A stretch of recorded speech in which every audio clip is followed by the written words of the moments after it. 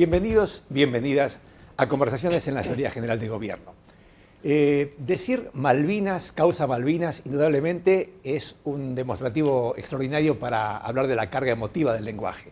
Y sin dudas encierra, sin límites, un torbellino de sensaciones, falsos dilemas, discrepancias, amores y odios.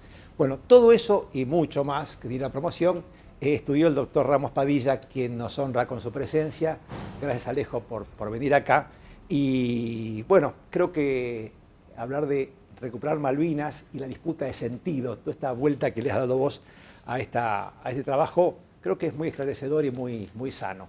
No voy a dar notas curriculares, sos abogado, sos doctor en Derechos Humanos, sos magíster en Administración de Justicia, bueno, sos juez federal electoral de La Plata, pero más que nada tu fase académica y de investigación en este tema creo que va a ser el mejor aporte que puedas hacer hoy.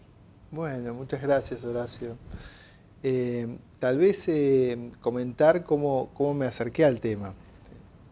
En realidad, bueno, este libro trata de abordar lo que es la causa Malvinas, hago una distinción entre lo que es la causa Malvinas, la cuestión Malvinas, la gesta de Malvinas y la guerra de Malvinas, porque no distinguir esos conceptos a veces genera enormes confusiones. Hablamos de Malvinas, ¿de qué estamos hablando? ¿De la guerra, de los 74 días? Hablamos de la gesta es en definitiva el modo en que algunos cuentan Malvinas, donde se pueden contar algunas cosas, pero no está permitido contar algunos otros acontecimientos que pudieran turbar de algún modo u otro la imagen que la dictadura militar quería dejar de lo que había sido la guerra de Malvinas. Cuando hablamos de la cuestión Malvinas, hablamos de la disputa diplomática iniciada el 3 de enero de 1833 a partir de la usurpación británica de nuestro territorio, y fundamentalmente lo asociamos al reclamo diplomático que se puede haber llevado adelante en 1965 en Naciones Unidas, en el Comité de Descolonización, donde se plantea que es una disputa entre dos países y en un contexto después de la Segunda Guerra Mundial donde ya el imperialismo y el colonialismo británico, que fue el país que más colonias tuvo a lo largo de la historia y en todos los continentes, uno piensa en Sudáfrica, pero también hay que pensar en Canadá, hasta propio Estados Unidos, fueron todas colonias inglesas, empezó a ser repudiado por la comunidad internacional, y las colonias y los reclamos internacionales de descolonización empezaron a tener...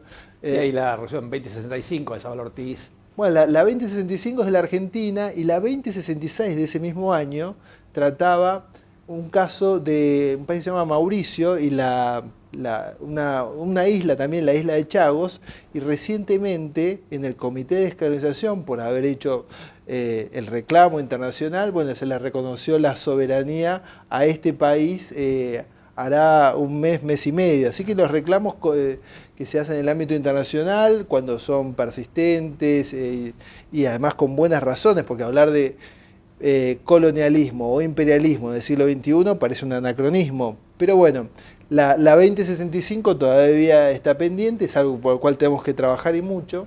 Pero además de la guerra, la gesta, que es esto, el modo en que los militares contaban la guerra, la cuestión Malvinas, está la causa Malvinas, que claro, es algo mucho más profundo que todos estos tres conceptos. ¿Cómo definiríamos rápidamente la causa Malvinas? Y la causa Malvinas la asociamos, obviamente, con todos estos acontecimientos, pero también con lo que fue la resistencia en 1806 y 1807 a las invasiones inglesas. Podemos asociarlo con la vuelta obligado, podemos asociarlo, si queremos, también con el viaje de los cóndores a las Islas Malvinas, donde pusieron 7 banderas argentinas como un acto de soberanía. Podemos, si queremos, asociarlo también hasta el gol de Maradona a los ingleses. Tiene que ver con nuestra idiosincrasia, con nuestra forma de ser, con nuestra revolución de mayo, con nuestro modo de salir a la calle y protestar por las causas que consideramos nobles.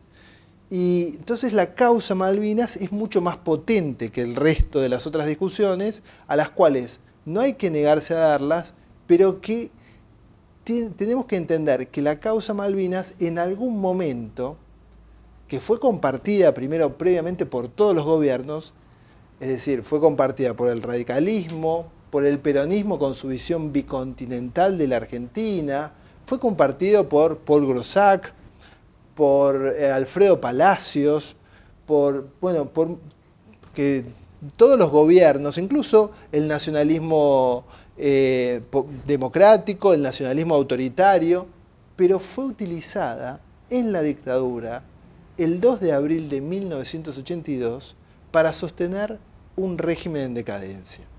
Sí. La causa Malvinas, que es mucho más, es este sentimiento profundo que nos une, fue utilizada 3 días después de que se llevara adelante una de las manifestaciones más importantes contra la dictadura militar del 30 de marzo y más reprimida. Esa marcha por Pan, Paz y Trabajo, que se hizo el 30 de marzo de 1982, 3 días antes del 2 de abril, fue luego superada por otra expresión masiva y popular que venía a reivindicar la causa Malvinas.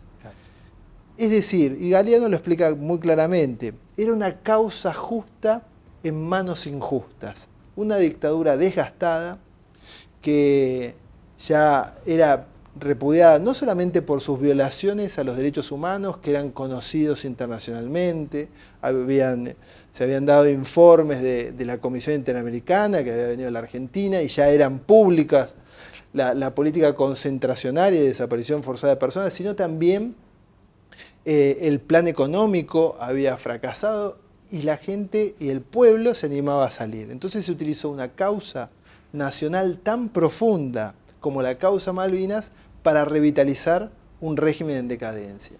Ya que decís eso, digamos, me gustaría que cuentes un poco que tu acercamiento viene más por ese último, un poco el fin de la historia, a partir de esa nueva categoría de excombatientes o ese colectivo que empieza a ser, digamos, casi una víctima que se oculta.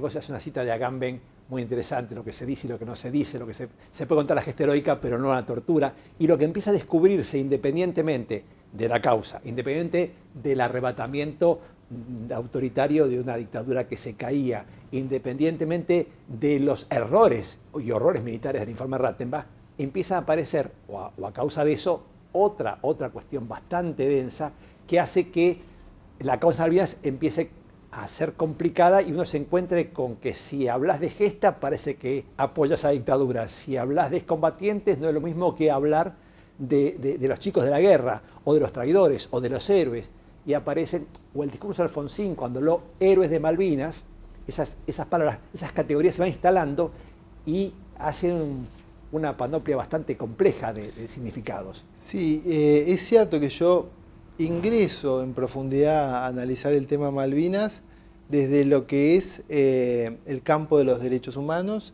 y la falta de identificación de los cuerpos que se dio en el cementerio de Darwin, un pésimo tratamiento por parte de los británicos violando las convenciones de Ginebra. Lo cierto es que se hace el cementerio de Darwin porque les molestaba a los pobladores que se respetaran las tumbas de guerra que tienen que permanecer determinada cantidad de años, pero rápidamente crearon este cementerio de Darwin. Y había en el año, cuando me acerco ya como abogado de excombatientes y de familiares que habían enterrado, que no sabían dónde estaban sus cuerpos, pero que sabían que había un cementerio donde podían estar los cuerpos de sus seres queridos, hace un reclamo al Poder Ejecutivo Nacional. En ese momento me buscan como abogado, tal vez porque cobraba poco o porque querían buscar un abogado que estuviera vinculado con los juicios de lesa humanidad. Yo había llevado adelante el juicio de plan sistemático de robo de bebés, o acá en La Plata el de Checolás y von Bernich representando a la fundadora de Abuelas de Plaza de Mayo, y me cuentan esta dificultad que tenían, que en el cementerio de Darwin había 123 tumbas sin identificar. Luego viajamos y comprobamos que eran 122, viajamos a Corrientes y al Chaco para que esas familias nos autorizaran a hacer las gestiones necesarias para lograr la identificación. Fueron conversaciones complejas, porque yo era un abogado que venía desde la capital federal o la provincia de Buenos Aires y me iba al Chaco y a Corrientes, donde la mayoría de los caídos son de esas provincias. Sí, ese tema quería consultar. De las provincias más pobres. Sí. En los últimos dictámenes de la Procuración General y todo eso, habla un poco también de la composición, no fue casual de quienes fueron allí, pero bueno, no te quiero interrumpir. No, entonces conseguimos un poder, se llama así, que es la autorización judicial para hacer el reclamo, nos lo dieron la familia, después de estar conversando varios días con ellos, hicimos un reclamo ante la justicia argentina para que se reconociera el derecho de los familiares a identificar esas tumbas, apelando al derecho a la verdad y a todas las construcciones jurídicas que se habían generado durante los años de impunidad, primero, ¿sí? De los años 90, se generó una jurisprudencia y una legislación que amparaba ese reclamo, tanto en el ámbito nacional como el sistema interamericano, y también hicimos una petición al Poder Ejecutivo Nacional. Debo reconocer que antes de que saliera la sentencia reconociendo el derecho que tienen los familiares a que se identifiquen esas tumbas por la justicia argentina, al año siguiente, el día 2 de abril de 2012, el Poder Ejecutivo Nacional, en ese momento representado por Cristina Fernández de Kirchner, llevó el asunto tal cual se lo habíamos reclamado nosotros a la Cruz Roja Internacional pidiendo la identificación de las tumbas. Y ahí, del mismo modo, porque nosotros hemos hecho el reclamo del mismo día a la justicia y al Poder Ejecutivo Nacional, claro, reclamando también que en la identificación que se llevara adelante interviniera nuestro equipo de antropología forense. Claro. La Cruz Roja Internacional tomó cartas en el asunto, inició unas conversaciones con el Reino Unido que fueron postergadas en ese momento por razones que tenían que ver con una posición de la Argentina muy potente en el ámbito internacional y fundamentalmente en el ámbito latinoamericano. La Argentina estaba consiguiendo muchos apoyos en lo que se denominaba la cuestión Malvinas, en el ámbito regional, mayoritario, y todos los presidentes que estaban en aquel momento entendían a Malvinas, el reclamo de Malvinas, como un reclamo regional. Entonces era lógico que en ese contexto los británicos decidieran postergar las posibilidades de concretar este reclamo humanitario, que recién se dio la firma de este reclamo humanitario en diciembre de 2016, en el medio de un acuerdo conocido como Forador y Duncan, donde por un lado está el reconocimiento a esta labor humanitaria que nosotros proponíamos, pero por otro lado la explotación hay de recursos. La explotación de recursos o el compromiso de la Argentina de que no iba a poner obstáculos a la explotación de nuestros recursos naturales en el Atlántico Sur y en los mares circundantes. Algo que ocurrió varias veces, ¿sí? La Argentina ha firmado varios tratados, bueno, se acaban de cumplir 200 años desde la firma del Tratado de Amistad y Comercio de 1825, donde podemos recordar la primera deuda que tiene con la Baring Brothers la Argentina, y que terminamos pagando a principios del siglo XX, 1900 y algo, casi un siglo después, sí. Por obras que nunca se llevaron adelante. Después vino el Pacto de Roca-Runciman, que el vicepresidente Julio Argentino Roca también lo que buscaba era darle concesiones económicas al Reino Unido. Claro, necesitaban sacar la producción agroexportadora frente al contexto internacional y dice, bueno, si me compras todo, podés ocupar del transporte terrestre y todo lo que vino después. Sí, y además con otras concesiones, como por ejemplo la de los frigoríficos, que el 85% de los frigoríficos que iban a tratar las carnes argentinas debían ser de bandera británica. Y quedaba un 15% que podían ser no británicos. Bueno, En ese contexto, bueno, todos conocemos las consecuencias, ¿sí? La historia de Lisandro de la Torre, las denuncias que se hicieron. Después vienen otros acuerdos que se hacen, que uno puede decir en los tres gobiernos con M, ¿sí? En los acuerdos de Madrid. El 91, claro, eso es un tema poco conocido, pero que es definitivo, porque los acuerdos solo los que se pueden ver, entre ellas son aterradores. Después están los anexos secretos. Un segundo acuerdo, estos acuerdos de Madrid, que también son acuerdos de entrega de soberanía, y un acuerdo del Forador y Duncan, y un último que firmó la canciller Mondino. La característica que tienen todos estos acuerdos es que nunca pasaron por el Congreso de la Nación. Pero esto viene a cuento de que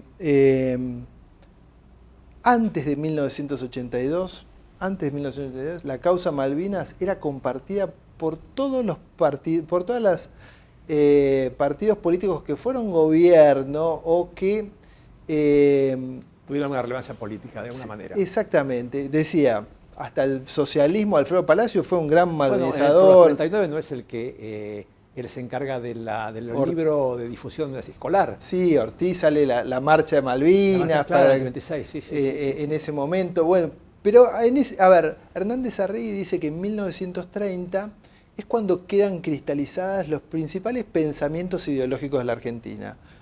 Por un lado, un nacionalismo autoritario que podemos identificar rápidamente en la figura de Leopoldo Lugones. Claro.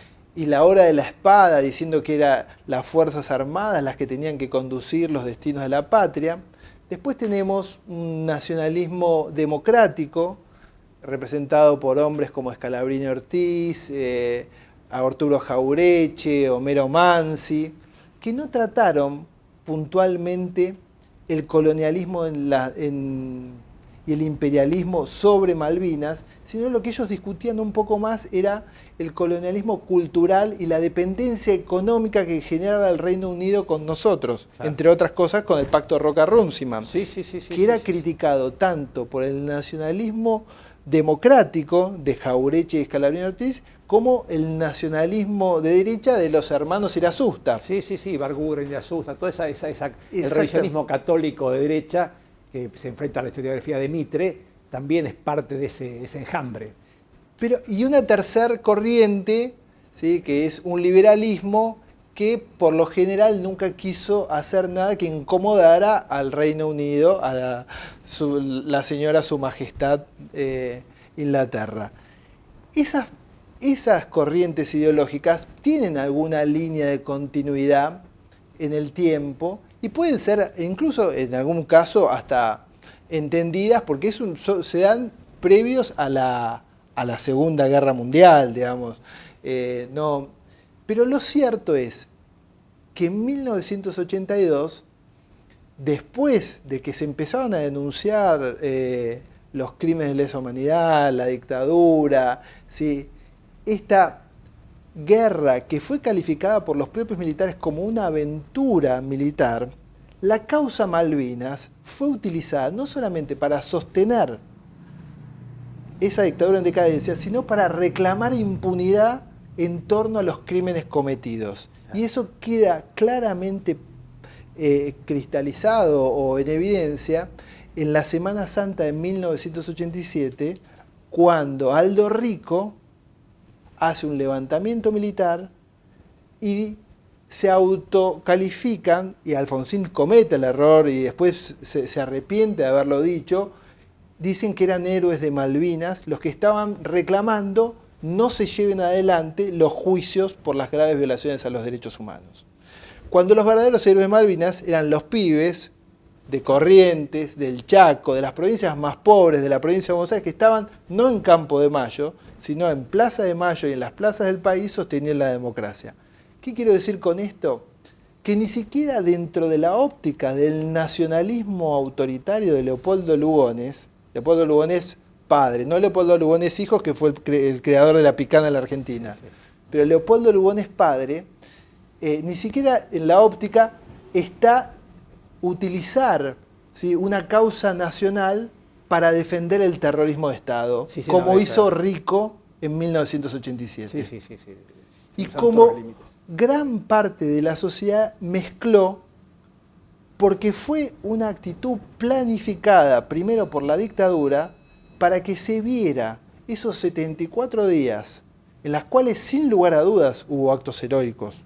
Sin Sí, lugar a claro. dudas, porque incluso ya el modo en que llevaron a nuestros pibes a Malvinas, algunos que no tuvieron ni la más mínima preparación, no habían disparado un tiro, que padecieron hambre, que sus cuerpos al volver fueron escondidos, no pudieron ser fotografiados porque eran esqueléticos en algunos casos, que fueron a los CARI, que eran los centros de recuperación integral, que los excombatientes lo asimilan a lo que era una suerte de feedlot, nos hacían engordar, y donde en ese momento les dijeron que tenían que llevar adelante otro acto patriótico, no contar algunos acontecimientos de la guerra para no afectar la imagen de las Fuerzas Armadas.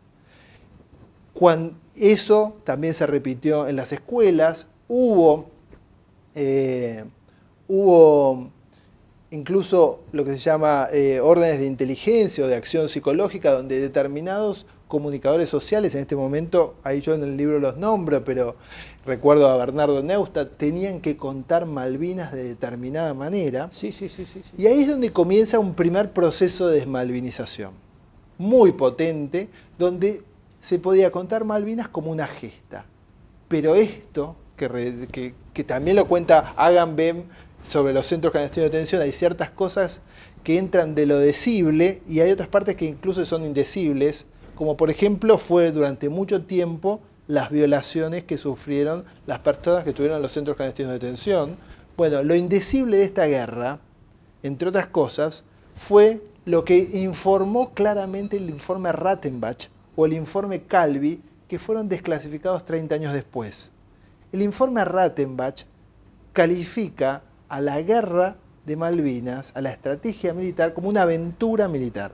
Y sobre la base de ese informe, Galtieri, Anaya y otros tantos primero se les reclamó la pena de muerte, y después fueron condenados en 1988, juicio que pasó desapercibido. Y luego, al igual que ocurrió con Videla y con muchos de los responsables de los crímenes de lesa humanidad cometidos en el continente, fueron indultados en los indultos del 89 y 90 por esto que la propia dictadura había comunicado como había informado en el informe Rattenbach, que recién fue desclasificado. Sí, fue lapidario, fue... Pero se conocía en partes, sí, porque fue declarado secreto y claro, recién desclasificado en el año 2012. De ahí es que ese fue el primer proceso de desmalvinización. Y después vino un segundo proceso de desmalvinización que tuvo que ver más que nada con yo creo que una buena intención. Alfonsín era asesorado por un sociólogo y politólogo, no me está saliendo el nombre. Tullman. No, ya me va a salir. ¿Por Nino decís vos? ¿Qué? Nino. No. Bueno, se me hizo Bueno, una laguna con el nombre, pero no, si uno quiere... cuando no quiere salir el nombre, no quiere salir el nombre, pero lo menciona cada rato. Bueno, que había que desmalvinizar a la Argentina para poder lograr lo que Alfonsín tuvo como objetivo fundamental, que era entregar su gobierno a otro gobierno democrático, después de lo que había sido Alain Touraine. Claro, sí. Hace un reportaje, él cuenta hay que desmalvinizar la Claro, Argentina. porque había cooptado la dictadura esto de la gesta. Y entonces, como si hablas de esto, tenés que poner un monumento a Galtieri. No. Exactamente. Entonces, habían trabajado mucho como si fuera una batalla de San Martín, cancha rayada. Entonces, aún cuando se haya perdido la batalla, era un gesto emancipador que tenía que ser considerado como un acto reivindicatorio, ¿sí?, de la soberanía. Y en definitiva uno observa que esa guerra de Malvinas, llevada adelante por la dictadura, ¿sí?, que formaba parte del Plan Cóndor y donde consideraban que sus enemigos estaban dentro de la propia población, nos alejó más de Malvinas que de acercarnos. Y que al mismo tiempo el propio Galtieri, antes de llevar adelante la guerra, sabía, porque el 1 de abril Ronald Reagan se comunica con él, de que Margaret Thatcher iba a dar batalla y que no tenía la capacidad. Y se lo manda al general Haig. Que Haig se retira sobrado, pero dice, no puedo entender. Vengo a decirte, miren, esto es... Y le ofrece una salida, pero claro, el objetivo era otro. El objetivo era otro, hubo un triunfalismo al principio, que acompañaron mucho los medios de comunicación. Luego del hundimiento del Belgrano empezó a decaer el triunfalismo y finalmente, después del 14 de junio, ya nadie acompañaba al gobierno militar y a la dictadura y empieza a hablarse fuertemente de la apertura democrática. Pero hubo un gran esfuerzo para sostener esos 74 días como una gesta. Y luego sostener esos 74 días como una razón para que la dictadura no fuera juzgada por los crímenes de lesa humanidad cometidos. Resumir todo ahí, bueno. Y ahí es la gran complejidad que tuvo el campo democrático, el campo nacional y democrático, que uno piensa en estos Arturo Jaureche y Scalabrini Ortiz, de abordar el tema, porque no lo abordaron en su momento de manera directa en los años 30 y porque fue apropiado y malversado por una dictadura y por los defensores de la impunidad después.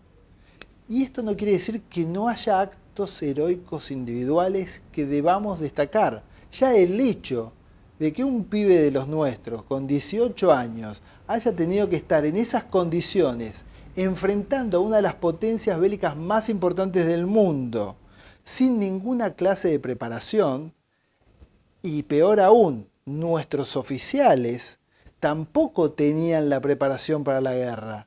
¿Por qué? Porque en vez de prepararse, ¿sí?, para una eventual batalla frente a otro país, habían sido entrenados no en la doctrina de la defensa nacional. La seguridad nacional. Habían sido entrenados en la doctrina de la seguridad nacional, donde el enemigo supuestamente era el enemigo interno, el enemigo ideológico.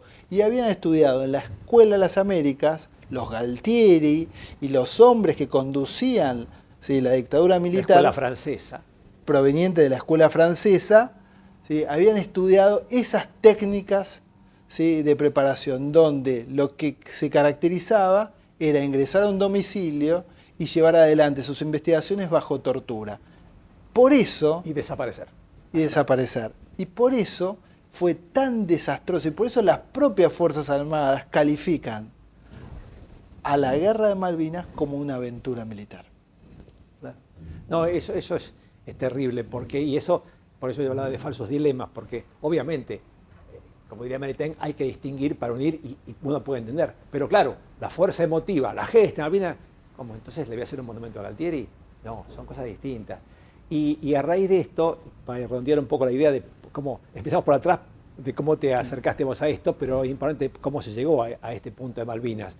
Desde una causa, digamos, nacional, que en los 30, 40 se empieza a hacer como una especie de ser nacional o algo realmente unido, a una utilización espuria y un desastre de separar a la gente a favor o en contra de siempre esas falsas opciones. Y ahora quería llegar al punto de esto donde vos tuviste mucha actividad y fue tu motivación primaria, decir, bueno, los muertos y a partir de ahí lo que sucedió, las torturas, estaqueamientos, cuéntame un poquito de ese tipo de cosas, cómo ya sea eso, y después también, en dos palabras, porque no es tampoco una clase de técnica de posgrado, las prescripciones y los obstáculos y cómo este concepto de decir, bueno, la movilización es parte de un plan y entonces podemos ir al crimen de guerra, a lesa humanidad, digamos, es que es un concepto un poco complejo, pero vos que sos docente, por ahí lo podés resumir un poquitito. Sí, yo llegué fundamentalmente porque me vinieron a buscar los excombatientes que tenían esta dificultad.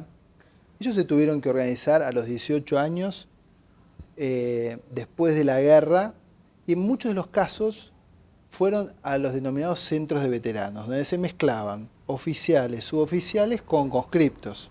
Entonces era muy difícil en ese momento poder contar. Perdón, y vos señalas muy bien, es combatiente, veterano, también empieza la definición de qué categoría te pongo, el que estuvo en el continente, que fue movilizado.